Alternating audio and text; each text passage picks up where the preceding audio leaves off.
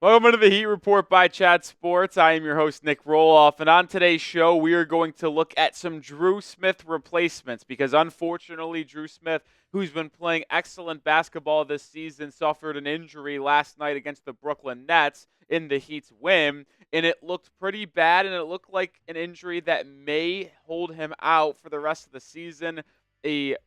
Diagnosis has not been officially given as of yet, but I think we can assume he will be out for an extended period of time. It looked bad. It looked like an Achilles injury. We'll get an official update, and we'll let you know when that update comes in. But I do think Miami will ultimately go out and sign a guard, and we'll tell you why in just a second. But it's a major bummer that Dru Smith is going to be out for at least, let's just say, at best case scenario, multiple weeks. Like, that is like the best case scenario, most likely is potentially the year, because on the two-way contract that he's currently on, he's been playing unbelievable basketball. He's turned into the lead guard off the bench for the Miami Heat over a Terry Rozier. And he's deserved it. He's played lockdown defense. He gets in the passing lane. He gets his hand on the basketball, but he's also improved so much in terms of shooting off the catch. You see that three-point number. That is not a typo. That is not a mistake. He is shooting 53.3% from beyond the arc this season. This is a big loss for Miami. He has inserted himself into the rotation, someone that Eric Spoelstra could count on, and someone that was playing major minutes in the fourth quarter and getting a lot of trust from this Heat organization and coaching staff. And why the Heat will sign someone. And I want this to go out there before we get into the replacements, because Miami is currently at 13 standard contracts after they traded Thomas Bryant to the Indiana Pacers. And based off the CBA rules, based off the NBA guidelines, you need to have 14 active and standard contract players by December 29th. The reason why the 29th is the date. You can go below 14, 13 and less, for 2 weeks after you make a trade. They allow a 2-week grace period. Well, the trade got finalized with Indiana on the 15th, so 2 weeks is the 29th, which means the Miami Heat will need to add a 14th standard contract player by this upcoming Sunday. Dru Smith was the player that was likely going to get that standard contract. He was on a two-way. All of the assumptions were made that he was going to get the standard deal, and they were probably going to bump Isaiah Stevens up to a two-way contract. But with Dru Smith out for the year, well, they're going to have to find someone to get a standard contract, and we'll go through who that is. And we will have a video when the Heat eventually sign someone. It has to happen between now and Sunday afternoon. So make sure you're subscribed and make sure you're locked in here at the Heat Report so you don't miss when the Heat sign a player. We'll look at some quick internal options. Keshad Johnson and Josh Christopher are the other two players on this Heat roster that are under two-way contracts. They can be signed and then given a real contract, and then you can move Isaiah Stevens up to a two-way contract. You could also just straight up just sign Isaiah Stevens to a standard contract if you want. He's currently in the G League. Any team could poach him on an active contract right now in the NBA. And I think the Heat would look into potentially having Stevens, but to me, the Heat need a legit guard off the bench. Do they trust Isaiah Stevens to be a legit point guard to play for Miami off the bench right now? I'm not sure, but there are a couple guys in NBA free agency that I would trust potentially for Miami. The number one option being Markelle Fultz, the former number one overall pick, former Philadelphia 76er, and member of the Orlando Magic. I'm still stunned that he wasn't signed in free agency this past summer, and I'm stunned that he's still out there. He, to me, is the clear-cut number one option for the Miami Heat to sign if you are looking to add a guard from free agency. And he has had a lot of up and downs in his career. There's no denying that. But he brings some valuable things to this Miami Heat team and whatever team he would be able to play on. Do I think he is some elite player? No. But you see the numbers, and I know he's battled injuries his entire career and struggles to stay on the floor. I think that wouldn't really be that much of an issue for Miami, considering he is going to be your 8th, ninth man potentially. He is an elite defender.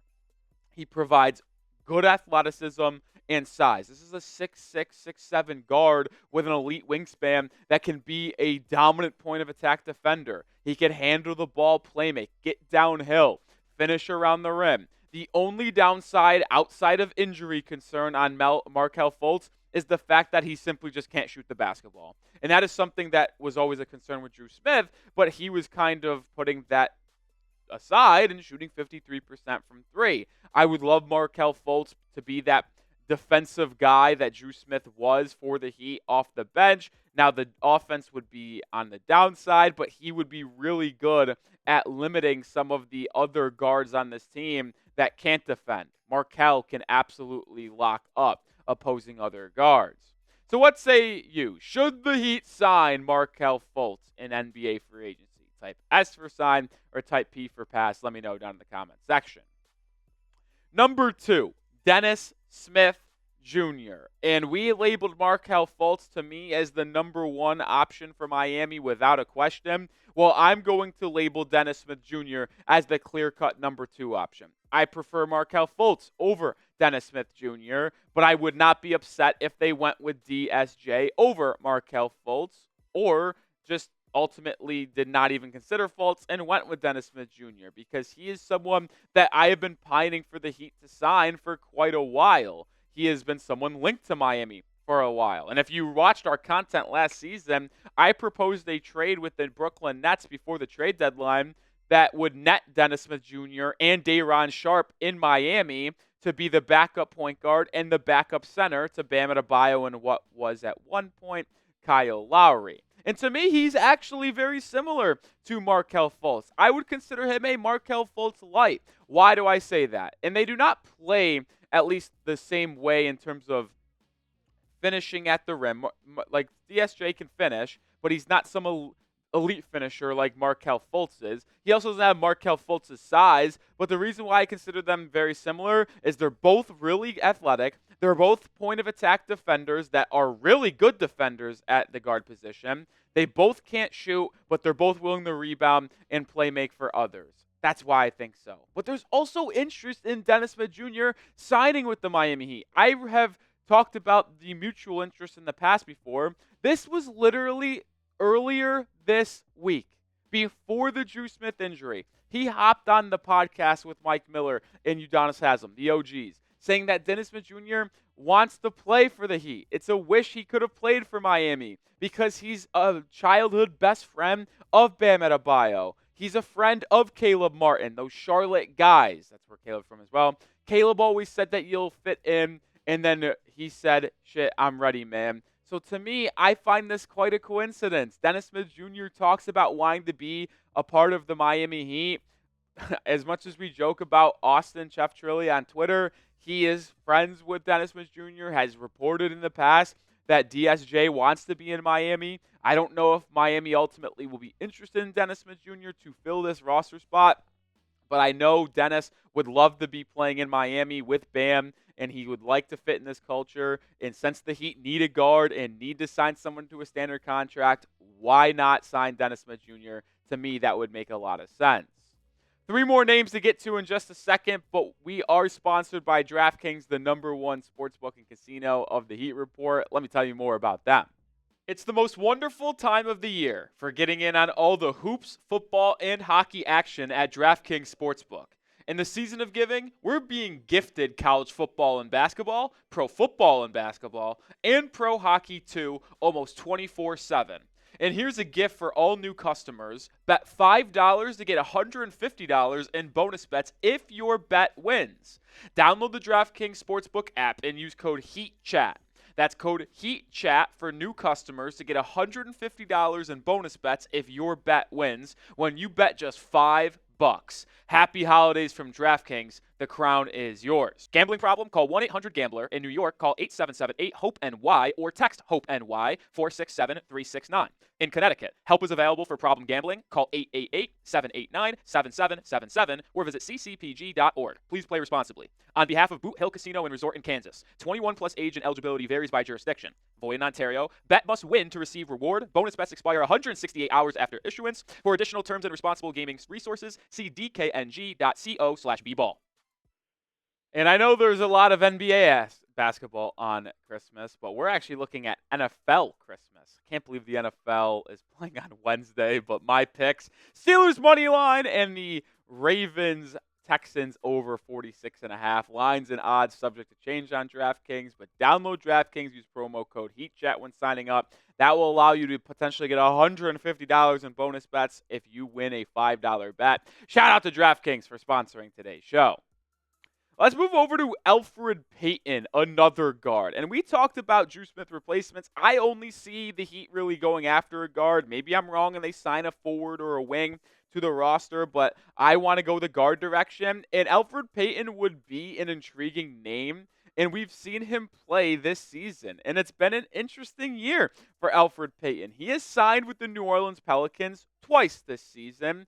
Played in a couple games, got waived by them a couple times, like 4 or 5 days after signing. Hell, he even started a game this season for the Pelicans. The biggest disappointment in NBA basketball this season. They've just been blindsided by injuries. And let's look at Elfrid Payton and what he's done in a couple games this season for the Pelicans. That game that he started that we mentioned, that was the game on the left of your screen against the Cleveland Cavaliers. 11 points, 8 boards, or 8 assists, 5 rebounds. Shot pretty well. He also started November 25th against the Indiana Pacers, where once again, this is not a typo. Yes, he had 21 assists against the Pacers. Are you shitting me? And now he even shot pretty well from the field. This is someone that is not going to space the floor, but when you talk about a true natural point guard, Elfrid Payton is that, the former University of Louisiana Lafayette, baby. Yes, you heard that correctly. I'd give it a thought on Elfrid Payton. I really would. I prefer Dennis Smith Jr. I prefer Markelle Fultz. But Elfrid Payton, a former first-round pick, yeah, he's getting up there in age. He's around 30 years old. But he is a true point guard. He can defend. He will play make. He doesn't turn it over often. I like Elfrid Payton quite a bit. Currently playing in the G League for the Pelicans because he got waived again. I would sign him right now. I really would if you don't feel comfortable going Markelle Fultz or Elfrid Payton. Another guard playing in the G League, Malachi Flynn. Yeah, I don't really love this one. I got to be honest. There's quite a tier break between the top 3 and the final 2 we'll talk about. Career stats for Flynn in the NBA, the former guard out of San Diego State. Not good. Shoots very poor from the field. 5.5 points per game. He did have that random 50-burger last year, and how could you ever forget? But I don't think Flynn is someone the Heat would target. He's not the best defender. He's not even the best offensive player. He has the capability of going off and going nuclear, but he's really not that good, which is why he's playing in the G League right now. Flynn's a name that I'll throw out there, but I don't expect Miami to go after him. I would expect the first 3 names that Miami, or I talked about on the show, to be more of an option for the Heat. Final one we'll mention here, Kira Lewis Jr. This is an intriguing name because he is a former lottery pick, was drafted top 14 by the New Orleans Pelicans in, I believe, what was the 2020 NBA draft or 2021 NBA draft out of Alabama. He is an athletic guard, really speedy, really good, but he cannot shoot the basketball, and he's a little bit undersized as well, which limits him defensively. You see his career numbers on screen. Not good either. Kind of similar to Malachi Flynn, where he's shown flashes in the past, but isn't consistent enough. And when you think about if the Heat go out and sign a guard to replace Dru Smith, I think the Heat would target a veteran that fits their system, fits their culture of defense, playmaking, facilitating. And I think Payton, Fultz, Smith would be much better options for the Miami Heat. And I actually think they would probably prefer just to sign Isaiah Stevens to a full-time standard contract over Lewis Jr. and Malachi Flynn. But drop a name for me. Who should the Miami Heat sign to replace Dru Smith? Because even if he's just out 2 weeks to a month, the Heat are still going to have to sign someone to a standard contract. Who should it be? Drop a name down in the comment section. And like I mentioned, it is mandatory that Miami does ultimately do this, and it has to happen before Sunday afternoon. So when the Heat inevitably make a signing to the roster, we will have you updated with a video. So hit that sub button, join the channel, and never miss a piece of Miami Heat news.